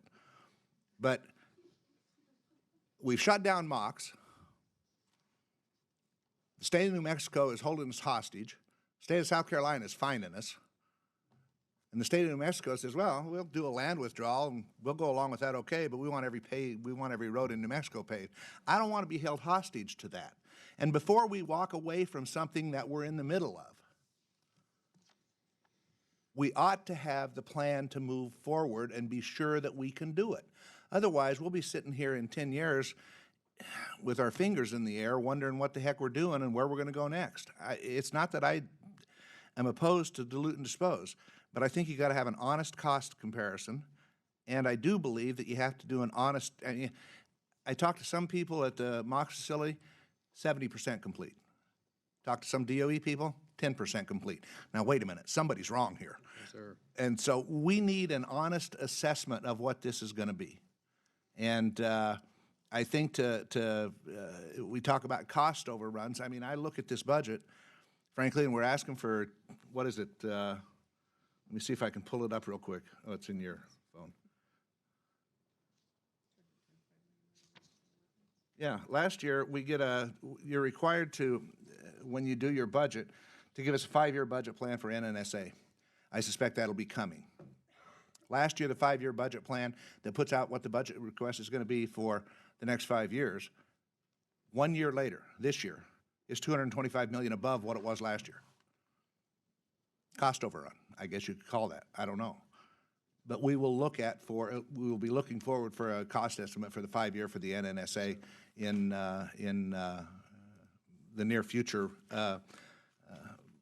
when you provide that to the committee. Second thing I'd like to talk about for just a second is nuclear energy in general. I do have some concerns with the budget because it's going to be difficult to be supportive of the license renewals that are going to be necessary for the current reactor fleet, while also providing support for the next generation of nuclear reactors under the current budget.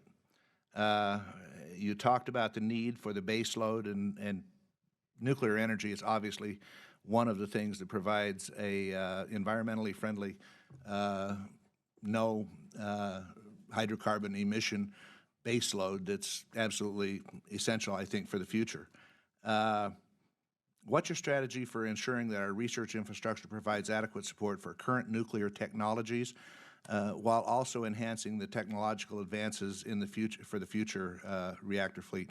And along that same line, I was glad to see you put $10 million in here for developing the technical capabilities that would be needed for a fast reactor. I really think we need a fast reactor in this country. If we had a fast reactor, we wouldn't be talking about dilute and dispose or MOX. Yes, sir. You know. So anyway, I think your focus on nuclear energy from the standpoint of small modular reactors may be the next gen, if you will, the next generation that can take us to where I'm not sure. Well, yes, I am. I'm sure you cannot go forward with these massive, big nuclear energy power plants that cost $6+ billion. It's just that's not feasible. We see the problems that we have with it now. I think for America to be stable in the civil nuclear side of things, and the civil nuclear side of things goes to our ability to have our national security, both not only in the form of a steady form of energy, but also the technology that is driven in the civil nuclear side is also will be driving our weapons technology as well, and vice versa. One of my great concerns about what's happening and Westinghouse and the challenges that we have there, knowing that the Chinese and the Russians are more than happy to step in around the world and take on the mantle of we'll build your nuclear plants for you. Because America doesn't have the ability to do that. They 2 plants down in the southern part of the United States. They couldn't finish those. So trust us, we'll be there for you. That is a really bad message, and it's a really bad advent if that's where we end up. And my goal is that's not where we end up.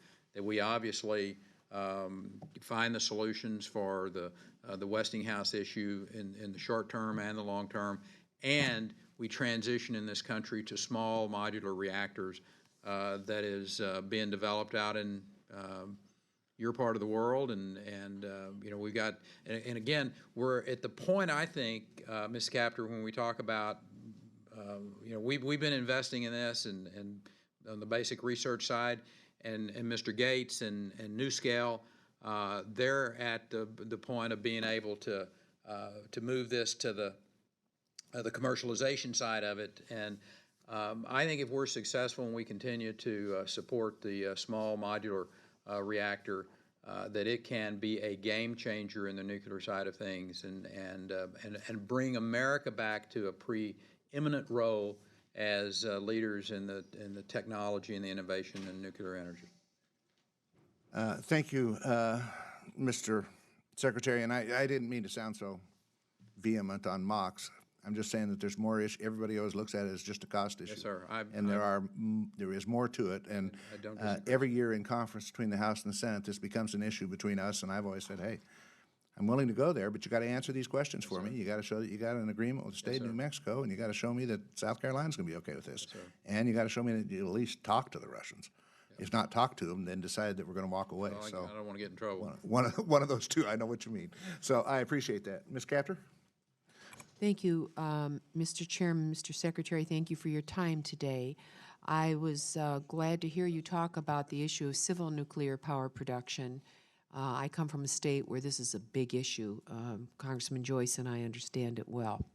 And I really believe that the sort of current solution, which is let these sick fish fall on the states, isn't working. And someone has to think about the defense industrial base of this country and the component supply chain relative to that. And I would hope as you think about this sector, and I've encouraged the industry to think about some of the workouts that we've had in other troubled sectors, including the automotive sector.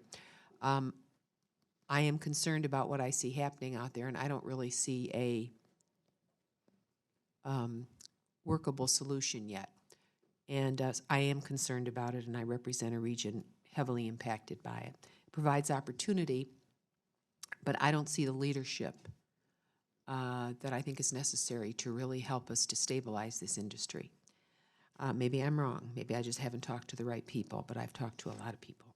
So I think your leadership might be vital. In terms of the discussions up here on baseload power, we agree that investments in energy storage are critical. In terms of the study, that will evaluate future technologies such as distributed energy and storage be a part of that study for the base load power work that's being done?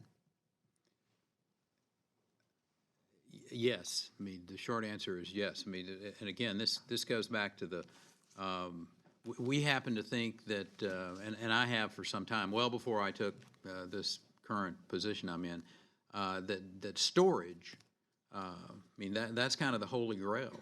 And if we figure out how to, we figure out how to store energy at that particular point in time, it gives us such a broad, but again, I mean, we don't yet, and there's still, there's still research going on. There's still Jell-O being thrown at the wall, so to speak. But we support that. Thank you. I may be the only member of this panel that's concerned about the Strategic Petroleum Reserve, but I do want to make a comment about it. And I don't want us to be a country that's penny wise and pound foolish. We've been at war 16 years now, and one of my objectives in serving on this subcommittee is to make sure that we are not just 100% energy efficient here at home, but 125%. Okay, so that's my goal. Yeah. The Strategic Petroleum Reserve has played a role. We know that every time gasoline goes over $4 a gallon in this country, you go into deep recession. My part of America gets really walloped hard. And so I become very uncomfortable with proposals to sell off the majority of crude oil. A, we're at war. B, we have real enemies. And we can't anticipate what will happen in the future. So I just wanted to say that I have a concern about this particular proposal in your budget. You're on the National Security Council. You can raise a lot of questions there, but I am very uncomfortable with this. So I just wanted to express that opinion. You don't have to answer any questions. I think it's a mistake, and it's certainly a mistake to sell it at low prices. But when you're at war, I think that you can't anticipate what's going to happen out there. Ms. Capter, let me just, not as much to answer. I'm very familiar with that facility because part of it's in Texas and part of it's in Louisiana, and there's 4 of them. And I think the idea of being able to consolidate down to 2 rather than to 4, there is some sensibilities about that because of the cost to upkeep those. But here's another, and I really, this is coming back to you and the committee more as a question about what do you all think about. If we consider pipelines to be a form of storage, if you will, if there's crude oil in a pipeline, then I consider that to be and again, this is not apples and oranges, but if your point is we need to have this access to our crude that we have control on. The world has changed in the last 10 years, and America's ability to go retrieve these molecules, these hydrocarbon molecules from places that we never thought we could get them prior to 10 years ago because of hydraulic fracturing and directional drilling.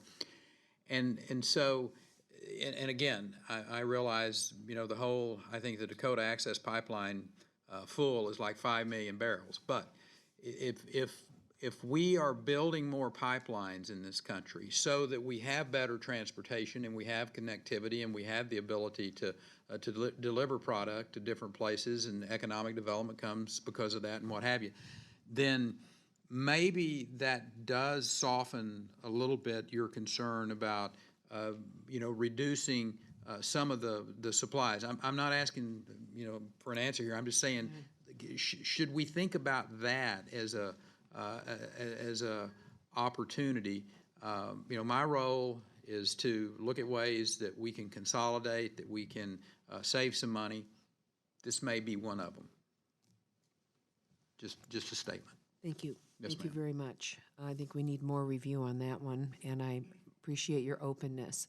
Let me ask the department, in terms of how you will respond to congressional inquiries as secretary, is there a policy that you've been given or guidance that would prohibit you or delay responses if, for instance, I were to send a letter over to the Department of Energy versus our chairman, someone who's on a subcommittee or a full committee. So is there any guidance that's been given that you must adhere to that we might not be aware of?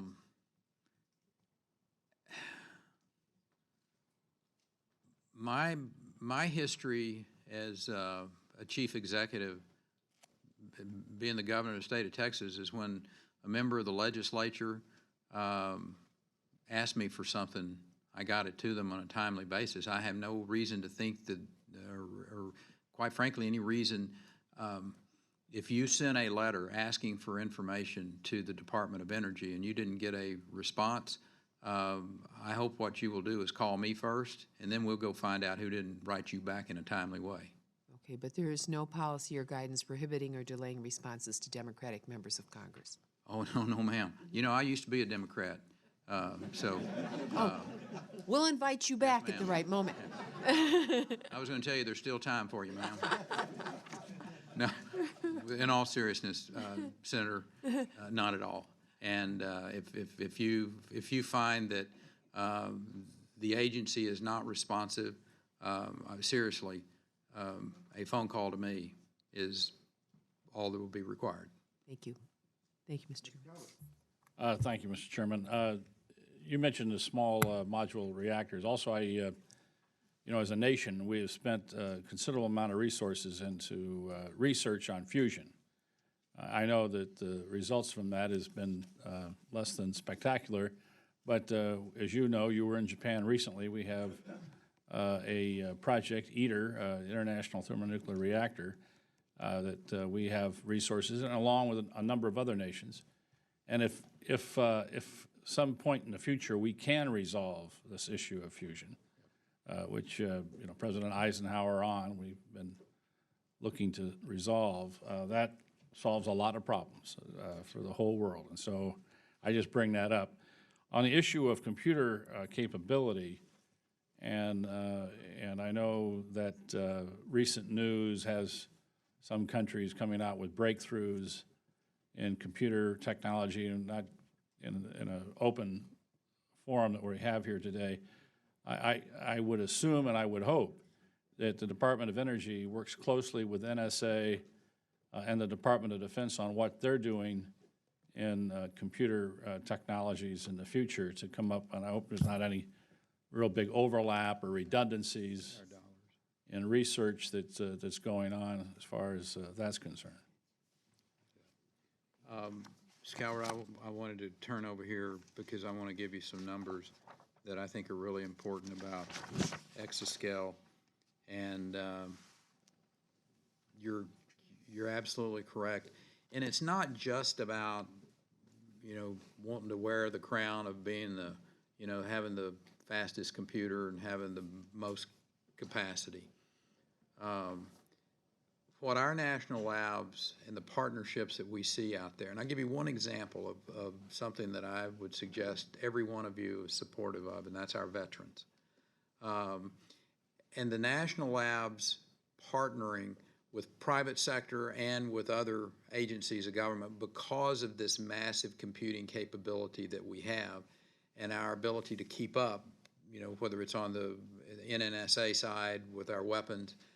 But the VA came to us last year, well before I got there. But I mean, my support of veterans is known, and when I found out that we had the potential here, it's called the Million Veteran Project, and we're asking 1 million veterans to give blood and volunteered for their medical records so that we can do DNA testing. VA is running that program using DOE computing capability, so that we're going to be able to tell 1 million veterans, a young military veteran, female, who has a DNA marker for breast cancer or for cervical cancer, a young man who has the potential in his DNA marker for prostate cancer, for instance, and how they could prepare for that. I mean, this is really life-changing, and quantum leap forward from a medical standpoint, from my perspective. And DOE's computing capability, and that's a quality of life issue for our citizens. And you take it over into the scientific side, take it into this issue of fusion that you talked about. And, again, that's kind of a holy grail on the side of the energy thing as well that we've been pursuing for a long time. But our supercomputing capability may be what allows us to crack that. And so our investment in that is really important. We're requesting $508 million. That's $249 million over FY17 to accelerate the delivery of an exascale computer by 2021. That's going to Argonne. And then by 2022, there's a second machine going to Oak Ridge. And it's totally different architecture. I mean, that's kind of the fascinating thing is so you got exascale, which is going to Argonne. Then you got the next gen, which is going to Oak Ridge. That will, again, put the United States in its rightful place, from my perspective, as being the most technically advanced supercomputing nation on the globe. Mr. Westman, or Mr. Aguilar, sorry. No problem. No problem. Happens all the time, Mr. Chairman. Yeah. It's like a 5-9 caucus he and I occupy. Don't worry. Yeah. You guys look alike, right? Appreciate it. Thank you, Mr. Secretary. I wanted to get specific on something I saw in an appendix to NNSA. A recently released GAO report raised some concern about cost estimates associated with our nuclear modernization programs and said they might be understated. I'll use the B61 Life Extension Program, B61-12, as an example. One cost estimate produced by NNSA, Office of Cost Estimating and Program Evaluation, points out that it could cost $2.6 billion more than previous estimates to complete this program. But the original baseline from NNSA's fiscal year 2017 Stockpile Stewardship and Management Program plan was just released in March of 2016. So here's my question. The discrepancy between these in such a small window of time, do you feel that program cost estimates provided by the Office of Cost Estimating and Program Evaluation show that it's improving the program and it needs to change or expand? As a follow-up, what are some of the implications to the variety that we see in the cost estimating? Mr. Aguilar, let me get back with you on that. Sure. Because Sure, we could. Yes, sir. We could put something to the record and ask. I want to give you an answer, but I can't because I am not privy to the discrepancies there. Sure, and we'll put it into the record and, Yes, sir. and ask your staff to get back to Yes, us. sir. Sticking with non-proliferation, the FY18 budget shows a reduction in these programs, as we've highlighted. Will these reductions continue in future budgets? The chairman alluded to a multi-year outlook that the agency will provide. Does this say anything about U.S. policy towards toward nuclear non-proliferation? And as NNSA, do you feel that this sets us down the right path? Here's one of the things, and I mentioned this earlier, that because of our successes that we had with some of the non-proliferation programs, and I think the backing out of those, and what I'm talking about are those 40 countries and the Eastern European countries that have had successful reductions of that highly enriched and the materials removed from them, that there's some reductions in the non-proliferation budget because we've been successful. Now, with that said, I'm not telling you that going forward we're going to continue to have the reductions that we had in a continual reduction way. What I'll tell you is that the agency is as committed to non-proliferation as it's ever been. We will manage the dollars and we'll manage the programs and obviously working with the members in Congress to in a way that is acceptable to you and to our partners in this. I appreciate it. Thank you. Continue down to the electrical grid that we've discussed about. As we've talked, the electric power system is vital and efficient to our economy and the capabilities of our system. The smart grid improvements are widely considered essential. DOE has changed the smart grid research and development program to the resilient distributions system program and decreased its budget by 71% compared to FY16 enacted and 80% from FY17 enacted. Given those considerations, can you talk about the rationale for the proposed reduction under this category, under the smart grid category? Yes, sir. Obviously, managing the agency, and again, I go back to I hope that the committee will have some flexibility when it comes to being able to move dollars around line item to line item. I'm a big supporter of smart grid. We did some major projects in the state of Texas.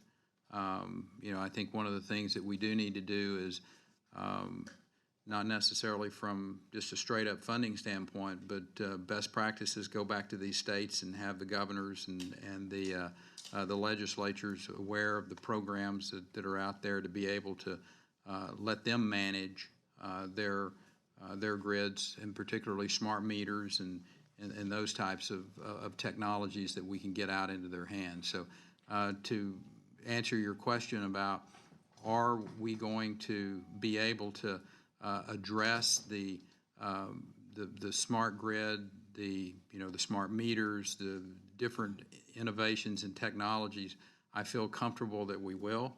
And again, this being the first step in this budgetary process, I feel comfortable that. I appreciate your answer, and this is the second time you've mentioned, the flexibility, and I want to let you know and convey that I trust your management ability.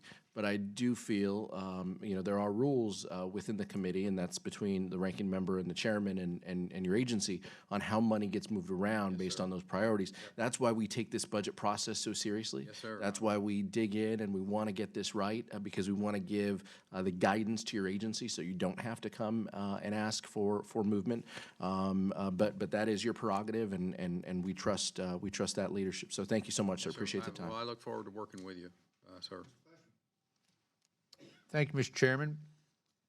Mr. Secretary, I'd like to thank you for a very positive, insightful, and thoughtful hearing today. And my colleagues on both sides of the aisle, I think we did an outstanding job, and we've touched on the depth and the breadth of all the different things that the Department of Energy touches. So I want to thank everybody for that.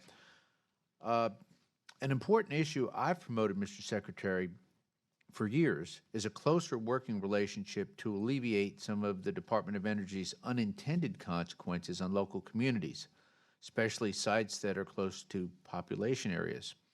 Land transfers, aging infrastructure like the Oak Ridge water plant, and environmental challenges require a closer partnership between DOE and its host communities. I'd like to see the department do more. Mr. Secretary, will you and your staff work with me to encourage innovative solutions and more effective partnerships between the department offices under you and our local community, sir? Yes, sir. And, having visited with Oak Ridge and, both spent the night there and driven through the community and recognizing how it's not unlike what I think I'm going to see when I go to Richland and these are communities that are symbiotic. I mean that the city of Oak Ridge and that Y-12 facility, the uranium processing facility, they exist because of each other, and I think having a respect both ways is really important. And you have my commitment that not only am I going to be open to your suggestions, but the mayor of Oak Ridge or the governor of Tennessee, for that matter, and certainly the congressman that represents that area, to manage the challenges, but to also recognize the extraordinary potential that is there for those communities as well, and to coordinate with them, and not be making decisions unilaterally that they may, we may look at as here's a great opportunity, and they go, well, let's talk. And I am very open to let's talk. Mr. Secretary, thank you so much, and it is mutual. You will find that not only from me, from our senators, and also from our local communities and elected leaders. Thank you, sir. Mr. Chairman, I'll yield back. Mr. Newhouse. Thank you, Mr. Chairman, Mr. Secretary. I appreciate the extra time here so we can really drill down into some deep parts of the department's responsibilities. I wanted to talk a little bit about the Building Technologies Office, which, as you probably know, has saved many Americans over time billions in energy costs. It certainly has been able to bring together a collaboration between, in my state, the University of Washington, WSU, as well as the Pacific Northwest National Laboratory, in helping connect campuses to test energy savings technologies. So could you talk a little bit and explain how these programs are going to be able to continue under the current budget proposal in order to see the benefits of in both private and public sectors? Yes, sir. And I'll be pretty brief and straight to the point here. These funding opportunity announcements that will continue to come out of the agency and working with the local universities, working with the private sector. Are we going to have a restriction, if you will, a reduction of the total number of dollars? Yes. But I think that's where it gets down to us working together and prioritizing what are the real core missions of the Department of Energy, and are these projects, worthy to go forward. And I did that, Mr. Newhouse, as the governor of Texas. We had a number of programs, both with emerging technology in particular, where we had basically a private sector review board that looked at the projects, made the decisions about whether or not they should go forward. Did they meet the standards and that we put in place? I know we've got a group not unlike that. I may want to fine tune it. I may want to ask for the input of the committee here as we go forward, as we do that. But we will continue to be looking. I think the core mission of the Department of Energy is to promote innovation and technology. I mean, I understand the NNSA's role and what they have to do, but those national labs and working in concert with our universities and the private sector out there, they have the potential to continue to really make a difference in people's lives. Does that mean we're going to get every one of these projects right? Does it mean that every one of these is going to, commercialize into some great next big thing? No, but I think it's our responsibility, and I think it's our duty to continue to look for the ways to promote innovation, technology, and that's my philosophy. I'm historically used to doing it, and not every project's going to get funded. I understand that. And I look forward to folks coming forward with their best ideas and their best and their best ideas about how to fund these projects, and then we'll collectively make a decision about what direction we'll go. I appreciate that. Also had one question too on payments in lieu of taxes, the PILT program that's been in place for many decades. I believe it's significantly reduced or even eliminated, at least for counties surrounding the Hanford Reservation. Could you talk about your philosophy there and perhaps the rationale behind that. Well, since I didn't completely write all this budget, sir, I'll in that particular area, if you'll allow me the flexibility, one more time, I'm asking for some flexibility to get back to you and give you an appropriate answer rather than just taking a wing at it here. Okay, we'll have a lot of time to talk when Yes, we're sir. touring the I bet we Hanford will. site. Yeah. Yes, sir. All right, thank you, Mr. Secretary, Mr. Chairman. Thank you, Mr. Chairman. Mr. Secretary, I'm got to tell you, I'm a little bit troubled the United States no longer has any capacity to enrich uranium, and the current plan is not to restore this capacity for 21 years.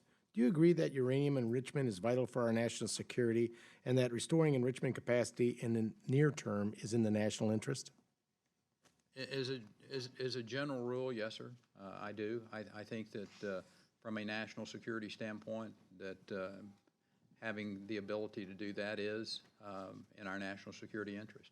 With that said, I think we have a fairly, I'll use the word robust stockpile at this particular point in time. But if we are to go forward and with these life extension programs, and for that matter on the civil nuclear side, we're going to have a conversation here in the halls of Congress about when and if and how that does go forward. Well, if in fact you were going to have that conversation, there's certainly some people in some of my fellow Buckeyes in Southern Ohio from the Piketon plant would love to have that conversation with you, as well as Ms. Capter and Mr. Ryan, who are also on appropriations. Yes, sir. Thank you. You have my time back. Thanks, Mr. Chairman. Mr. Secretary, I just want to turn very briefly back to MOX. What I don't want to see, sorry, just please, I'm just lowering the temperature. What I don't want to see is what the chairman alluded to, another conference committee this year that says, oh, well, we just couldn't make a decision, and let's put another $300 million more into it when we've got all kinds of other places to park that kind of money for important national values and objectives. So to the chairman's point, we don't want to waste money. The projection of the project is very tenuous, yet the deeper answers just seem to be elusive. Will New Mexico take it? Is there a dormant agreement with the Russians, which will be complicated by this? Is the fast reactor a more medium-term decision that could unwind some of the complexities of this? Why don't we just make a commitment quickly to get some answers to these things so we have a true cost comparison versus treading water, throwing more hundreds of millions of dollars at it with the ever increasingly remote possibility this thing will ever get built. Sure.